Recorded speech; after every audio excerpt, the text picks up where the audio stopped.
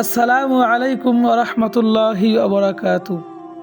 আপনি কি কখনো এমন সময় পার করেছেন যখন মনে হয়েছে আপনার চারপাশে কেউ নেই? জেনে রাখুন, সেই একাকিত্বেও একজন আপনার পাশে থাকেন।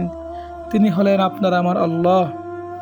মানুষ কষ্টে পড়লে অনেকেই পাশে থাকে না, এটাই বাস্তবতা।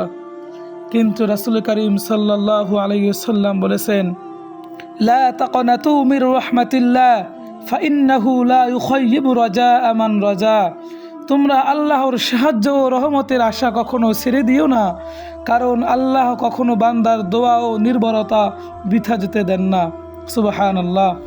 তাই আর হতাশ হয়ো না বন্ধু, আল্লাহর ওপর ভরসা রাখো, আস্থা রাখো, তার কাছে চাইতে থাকো। তোমার কান্না, তোমার কষ্ট সব কিছু তিনিই ভালো জানেন। মহান আল্লাহ পাক রব্বুল আলামিনই পারবেন আমাদের মনের ভিতরে সব কষ্ট, সব দুঃখগুলো মুছে দিতে। হে রব্বে কারিম, আপনি আমাদের সকলের মনের কষ্টগুলো দূর করে দিন, আমিন। ভিডিওটি যদি আপনার মনে একটুও প্রশান্তি এনে দেয়, তাহলে শেয়ার করে অন্যের মনেও শান্তির আলো ছড়িয়ে দিন।